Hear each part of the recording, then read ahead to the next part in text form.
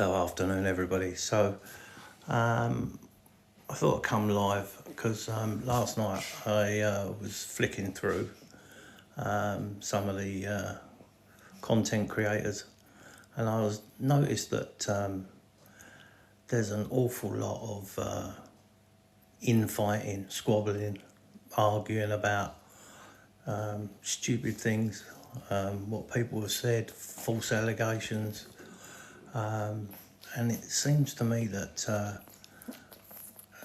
the people just want to say whatever they want to say with no receipts, no backup, and it's quite a dangerous situation. People calling others out for various things that they think they've done or they might have done, or whether they're true or not.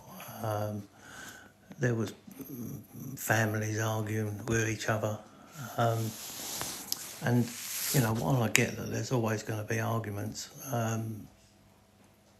when I was diagnosed with terminal cancer, a lot of those trivial things just didn't become important anymore. You can hold on to grudges and arguments and injustices forever. But I did see a Banksy, the graffiti artist, did a picture, and the picture said, the best way to become happy is to let go of the things that make you sad.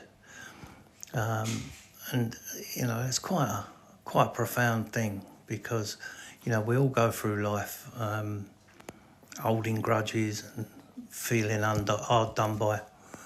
I'm the same. I problems with my family, and finally sorted them out after years and years and years. But you waste a lot of time being bitter. And as I say, once I was diagnosed with terminal cancer, all the bitterness went, because I now obviously haven't.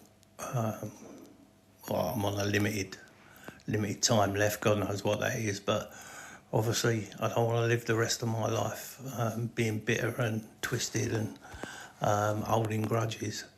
So,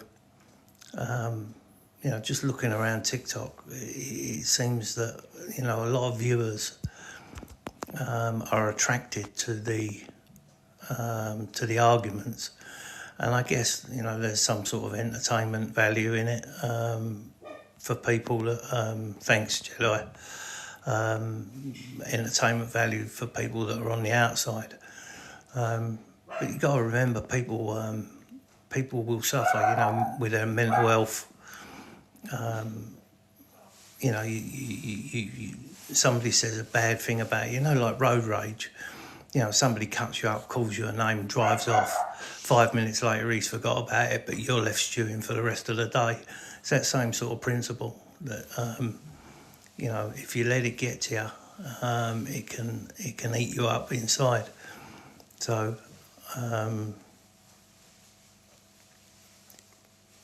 it's one of those things that I just I feel strongly about now. Is it's just not taking too many things to heart, and just trying to be a bit more positive, and trying to help people now. And that's why I set up that GoFundMe for prostate cancer awareness and the Maggie's Cancer Care Centres. It's just because whatever time left I've got, I want to try and make a positive difference to the awareness of cancer and stuff. So if you can, heart me, tap the screen, send me some gifts. And yes, Jedi, I have got a Bible. I'll be honest, I don't read it as much as I should, because I like to live my life in a way that I feel comfortable with, and not by sort of teachings from a book. But yeah, it is helpful. Don't get me wrong, it is helpful in certain situations. So keep tapping the screen, guys, please. I need to get some likes, get some heart meters, get some flowers, and then all the gifts will be converted and sent to the charity. So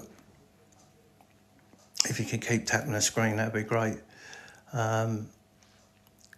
So yeah, so as I say, I think that trying to create a community on TikTok that's a little bit more compassionate is something that I've sort of set my heart on. Hello, Rufus. Hello, NI Drone. Nice to see you again.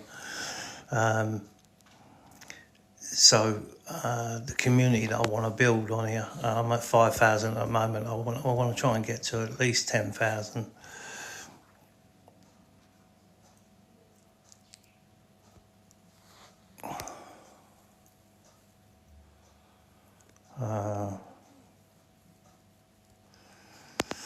So that's the idea, is that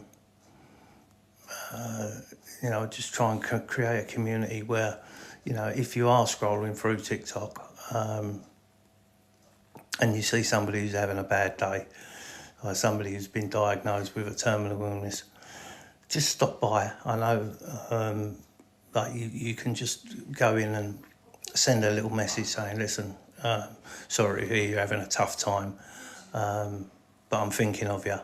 And it makes a big difference. I was talking to somebody this morning who's suffering with a terminal, and they're really struggling to get out, and the depression's got hold of them.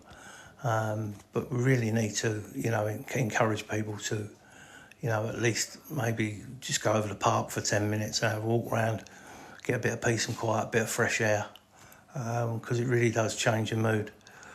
Yes, Jedi, I've got prostate cancer, but it's spread, it's metastasized, so I've got it in my pelvis, I've got it in my 2 places in my spine, my ribs, my shoulder and my skull. So it's terminal now.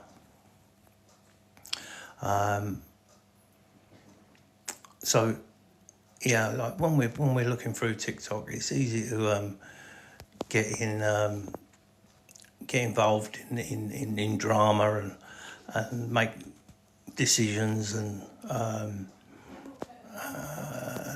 sort of judge people because you're only hearing half the story. And remember that if there's 2 people arguing, there'll be one who thinks he's right on one side, one who thinks he's right on the other side, and the truth will somewhere be in the middle. So it's not always as black and white as that. Keep tapping the screens, please, guys. And we really need to become a bit more of a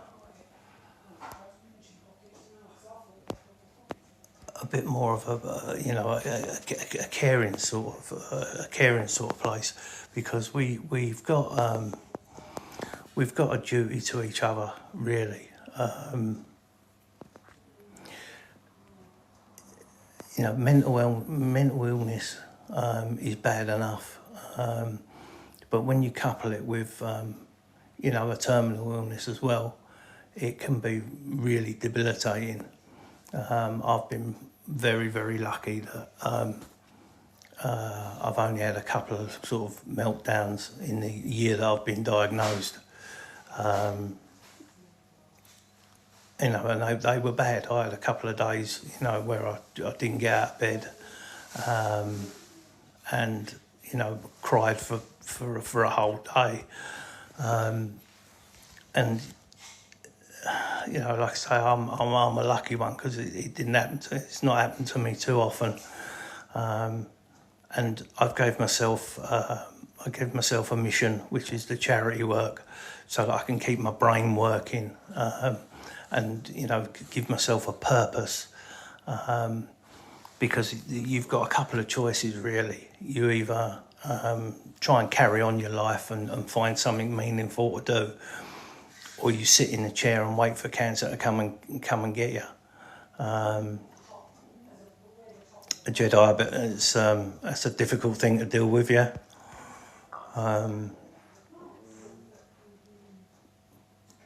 I've no experience of that, Jedi, so it's not something that I've come across too often in my life. But we've got we've got a duty to each other. Like I say, it's so easy to just jump on a bandwagon and slag people off or take sides. But really, we ought to be a little bit more intelligent than that. We need to sort of sit back a little bit. My general rule of thumb is that I don't make a comment for 24 hours. And that gives me time to analyse what I've heard, what people have said, and decide whether I want to be involved in making a comment about it or not. I think that if you comment off the cuff, 9 times out of 10, you're probably going to make the wrong decision, I would have said. So, guys, keep tapping the screen, please. I need to get the likes up. I need to get gifting as well to the GoFundMe, which is for the charity. The GoFundMe link is on my bio. Even if you donate £1, it all helps. So yeah, keep tapping the screen, please, guys. So yeah, I'm just looking out for other people is something that's really important to me, because when you look at people, you have no idea what's going on inside. You have no comprehension of what. Thank you, Drone. You have no comprehension of their mental state, what's going on in their personal life, whether they've got a dependency issue. So it's real easy to just judge people, and that has become a real pet hate of mine. Is people getting judged, and I guess because of my situation, it's hit home a little bit more. So I was in a wheelchair. I had the tumour in my back was pinching a nerve in my spine, and I couldn't walk, so I was in a wheelchair. And the amount of people that looked at me, because I'm 6 foot, I look normal. Well, some would disagree, but I look fairly healthy. But you could tell that people were judging me. Why is he in that wheelchair? Why is he in that wheelchair?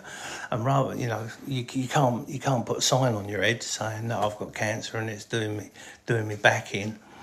And of course, my paranoia as well. Being in a wheelchair, it's not something I'm used to. So then I'm looking at it thinking, are they looking at me like I'm a fraud? So unless it happens to you, I guess it's one of those things that you don't never think about. So as I say, when I look around TikTok and I see people begging for gifts for a kebab and arguing about he said this, who said that, I find it irritating that you can get so vile. Some of the people on here can get so vile and say such nasty things with no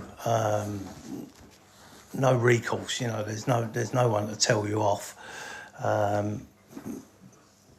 and the names that people call each other and the accusations that people make, they can destroy lives, and I find that scary. You know, just last night there was a live on there, and people were calling out all sorts of you know, horrendous allegations, and of course we all know that if you throw a load of mud, some of it will stick eventually, and that mud sticking, whether it's true or it's not, you know, it can ruin people's lives. And when you've not got much of a life left like me, I think that you know, that then becomes a whole different meaning to it, you know, because you then got to try and live your life with your friends and your family who have seen some of these allegations online, and it's tough.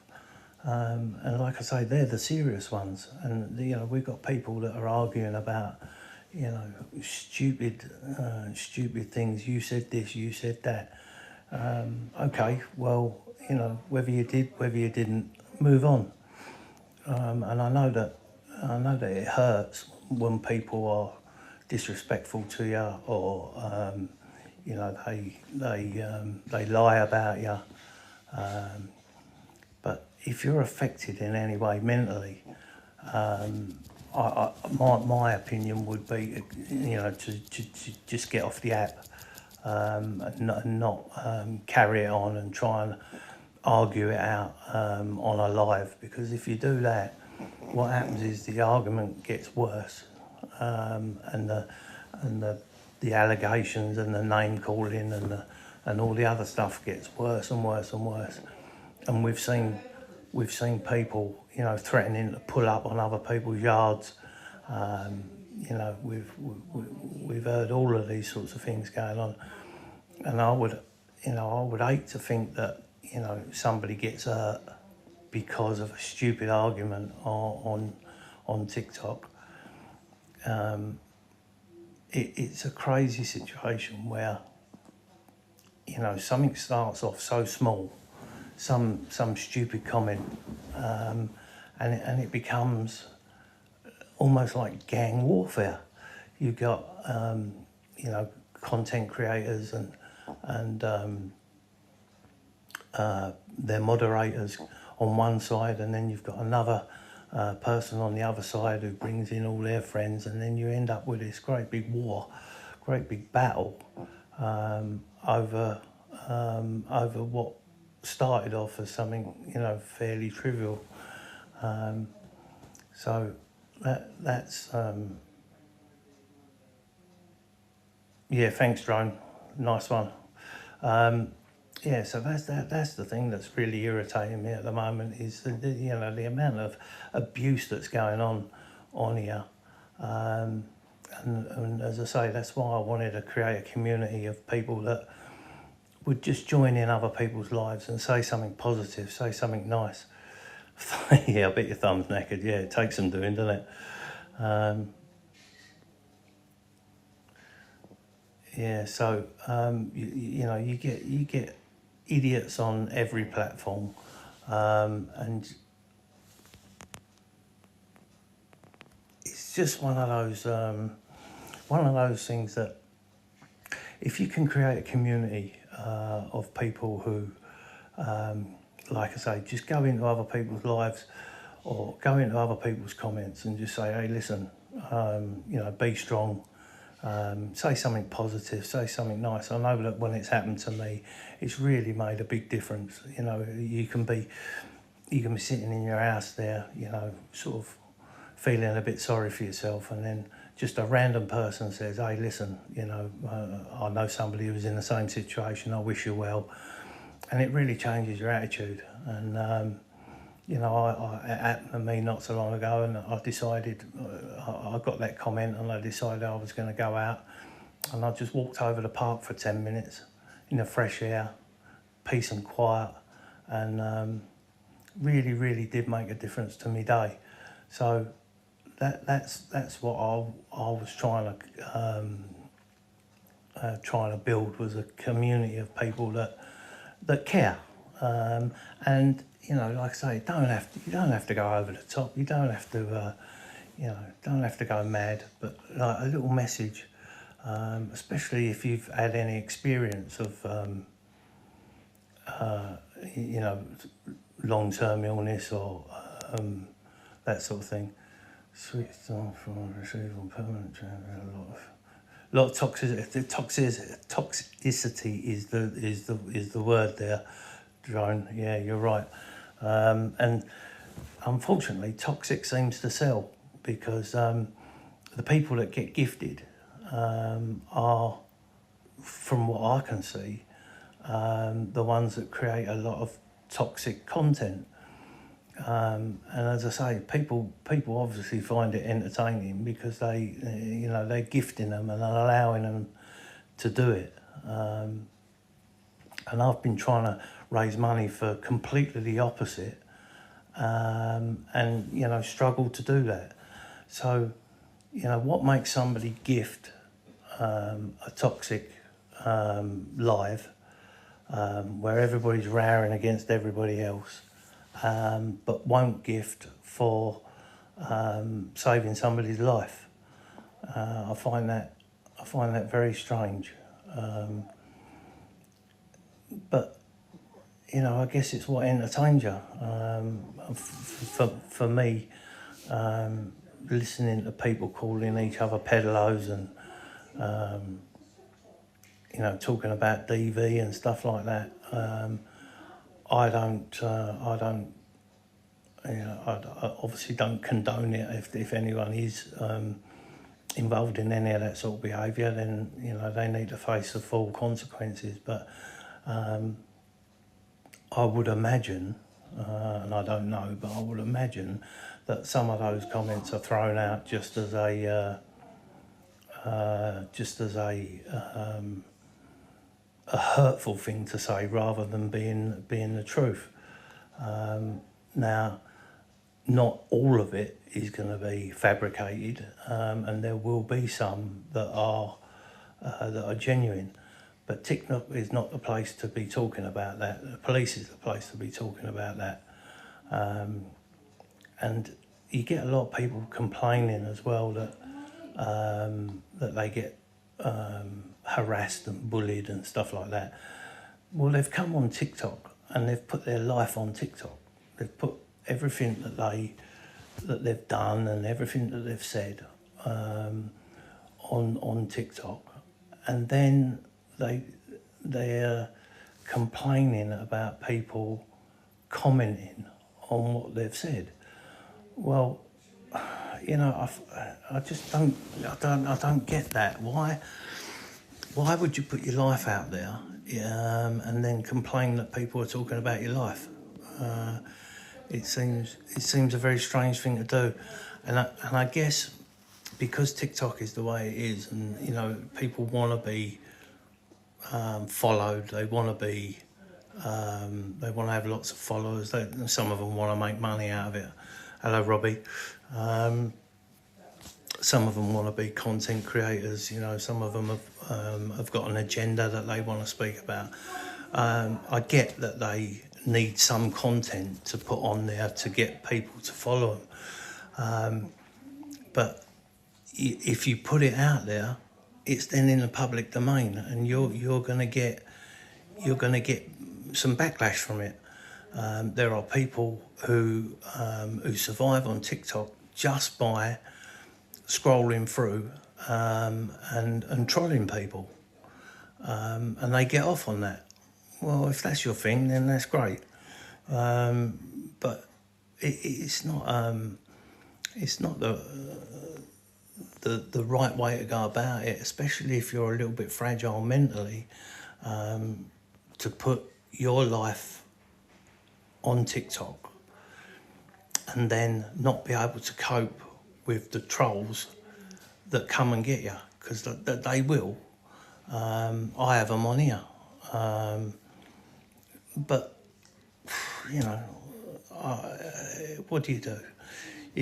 I need to tell my story about the fundraising and the prostate cancer awareness is a story that I wanted out in public, which is why I created a TikTok account. And this TikTok account is solely about that. It's not about me really as a person. I add in my cancer story to let people know why I'm doing what I'm doing. But the actual TikTok page is not about me. It's about the prostate cancer awareness, and it's about the GoFundMe, trying to raise money and asking you guys to gift me so that I can then pass it on to the charity and raise awareness of, you know, early diagnosis and maybe save lives. So that's where we are with what I do, and hopefully encourage people to be a little bit more considerate, a little bit more thoughtful, and a little bit more caring, so that you know, there's hundreds of people on here that that have long-term illness and terminal illness, kids, men, women, don't matter who they are. There's lots of people on here that could do with somebody just messaging them saying, hey, listen, I hope everything goes all right for you. I don't know you, but, you know, I'm thinking of you. As I say, it goes a long, long way. And if you get if you get a friendship out of it, or a follow out of it, like I have with a few people on here, who I regularly message and see how they're getting on, it becomes a nice thing to do. You know, people look after you, look out for you. But nobody can do anything physical for me. You know, there's no help that I can get other than people talking and being sensible, and, you know, talking about their situation and my situation, and seeing if we could find some common ground or some coping methods to help us get through what we're going through. So it's been a long journey. I've had the GoFundMe going for a long period now, but as I say, trying to get somebody to donate even just £1 has been really difficult. And then when I flick through the TikTok and see that people are gifting other content creators so that they can go and get a kebab, you know, it breaks my heart. I think, well, you know, surely you can give £1 to save somebody's life if you're going to donate a £5 so that somebody can go and get a kebab or go out for the night on a drink. But, you know, everybody's got a different compass, I suppose. So, you know, I come on as often as I can. Yeah, Drone, listen, you're a top bloke. Thank you very much. You know, I've sensed it straight away. You're very nice guy, and I was very honoured to talk to you, actually. Hello, Jamie. So, you know, these we go back to these gifts. You know, people gifting universes and all sorts of stuff like that. It's a really difficult thing. I mean, I was talking to the main fundraiser at Maggie's Cancer Care Centres, and without their corporate sponsors, they'd probably go. You know, that's a big charity that serves lots of people all over the country, and just trying to raise money to keep that going is a very difficult thing. So I first found it when I went into St Bartholomew's. There's a centre in St Bartholomew's Hospital in London called the Maggie's Centre, and I went in there, and I'm not really the sort of person that sort of goes into community places and stuff like that. But I went in there and the staff in there were fantastic, all ex-nurses or radiographers and stuff like that. And they treated me with compassion and kindness. And I thought it was a wonderful place to be. And that's what sort of inspired me to help raise money for them. And of course the early diagnosis with the PSA tests. Once I found out that I had cancer, and it's in the bio, drone. If you go on my page there, there should be a link in the bio. If not, I'll send it to you. But then you've got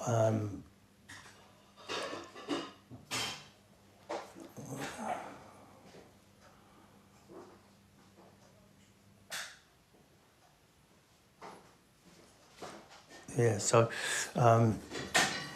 then you've got these people that you find out about this PSA test, and you realise that I had no symptoms whatsoever.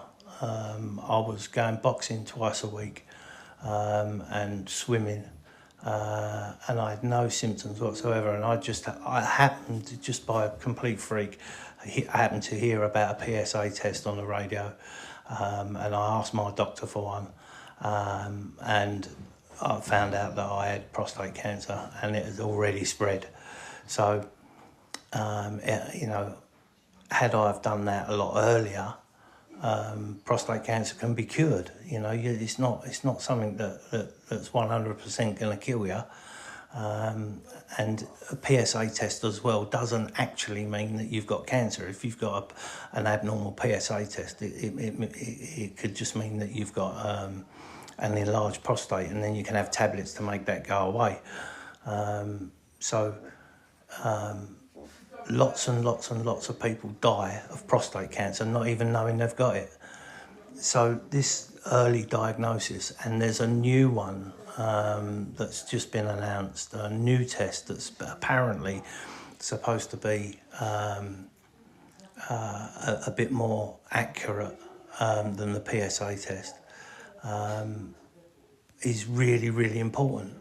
So that's why I want to get as many people tested as possible, because if we find it early, you save a life, simple as. So remember, 1 in 8 men will get prostate cancer. 1 in 4 black men will get prostate cancer. So this is not a random thing. This is not 1 in a billion people. This is affecting a lot of people. So that's why I need you guys to keep tapping the screen, and gift me if you can. And then what we'll do is all the gifts and all the bits and pieces there we'll convert, and we'll send it out to the charity. And as I say, it's one of those things. I just need you guys to help me out, even if you can't financially. Maybe you can get your followers to follow me, because I need to get at least 10,000. And the more people that I can get to follow me means that more people will get to know about the PSA test, the blood test, and the early diagnosis. So that's where we are at the moment. Has anybody got any questions? Hello, Mills.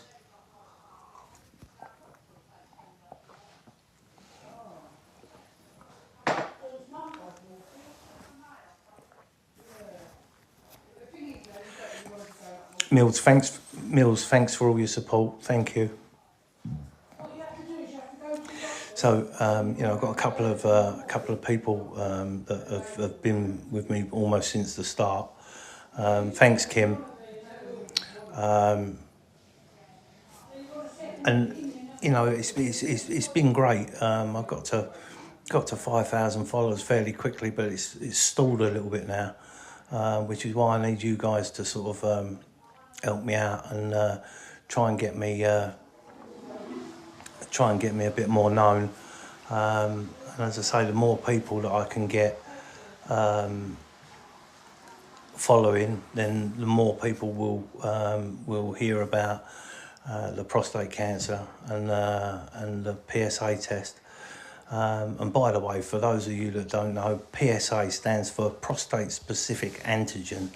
And back in the old days, us men would be quaking in our boots because the doctor would make you lay on the bench there and put the rubber glove on. Well, thankfully these days it's just a blood test, so it's not even an embarrassing thing. You just go and have a quick blood test. Thank you for the donation. That's really kind of you. Thank you. So keep tapping the screen, guys. All the taps have stopped. So we need some more tapping of these screens. Keep heart me. Send me some flowers or some sort of gifts, please. So Kiro, symptoms, none. And that's the scary bit. I had no symptoms whatsoever. I heard Simon Jordan on TalkSport Radio talking about a PSA test. And because of my age, I thought I'd have that done. Simon Jordan caught his early with a blood test. And so a couple of weeks later, I actually had to have a blood test at the doctor's, and I said to him, can I have a PSA test? And he asked me why I wanted it.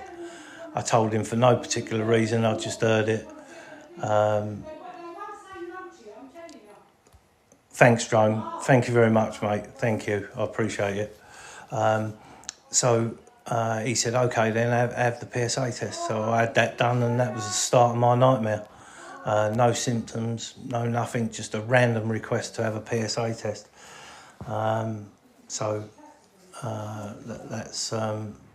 That's why. Yeah, Kiro, yeah, get it done. Why not? It's a blood test. You are a little bit young, but what's the worst that can happen? You have the blood test done and everything's fine. The worst that can happen is you have the blood test done and you find out that there's a problem and they can deal with it right early. I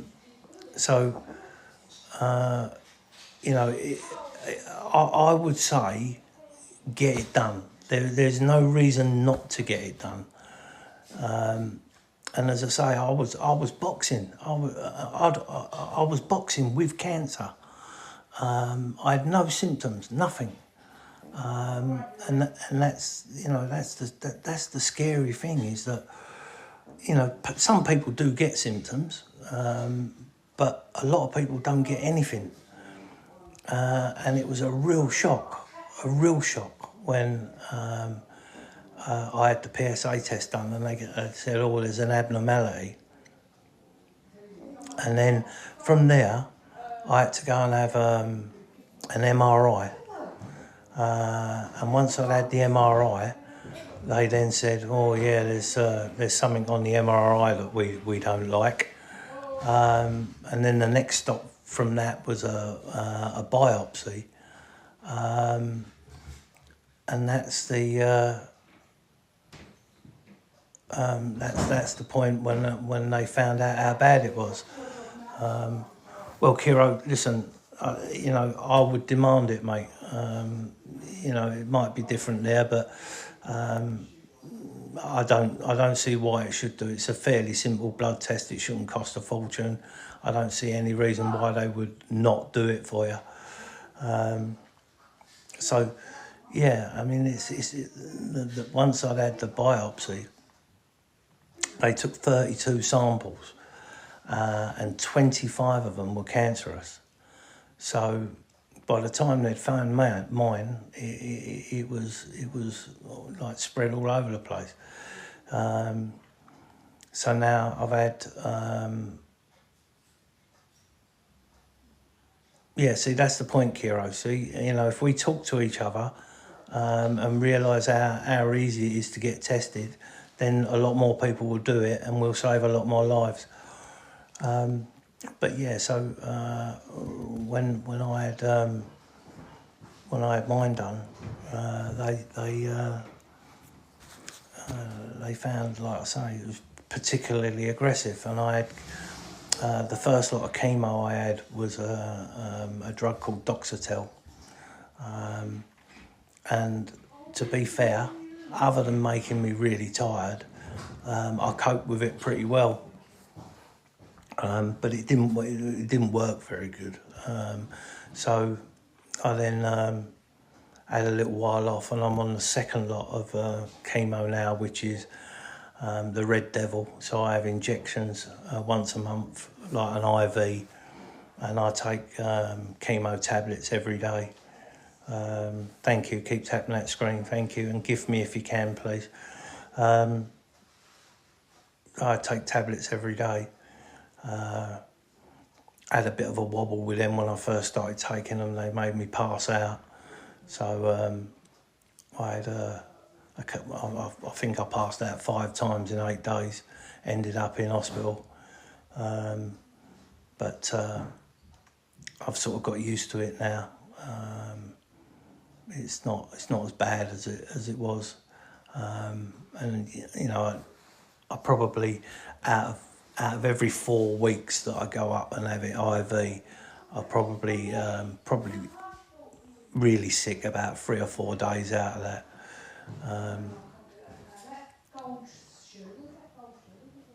Thanks, Kiro. Have a good night.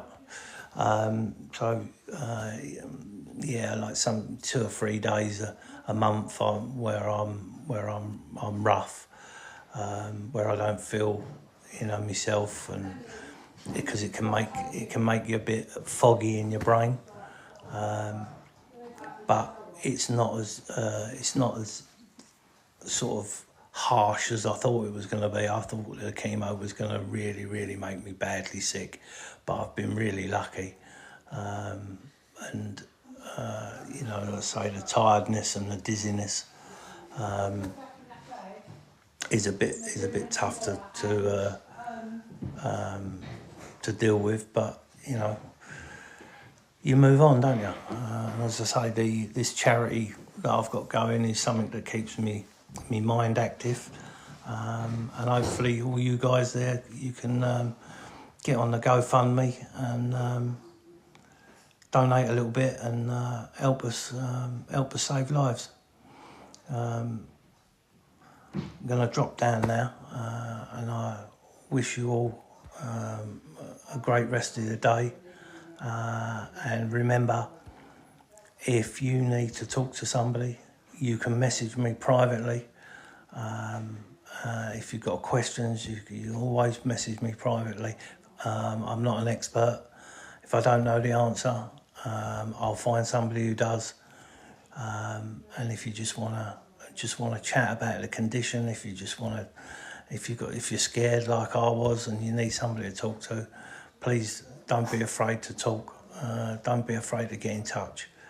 I wish you all God bless.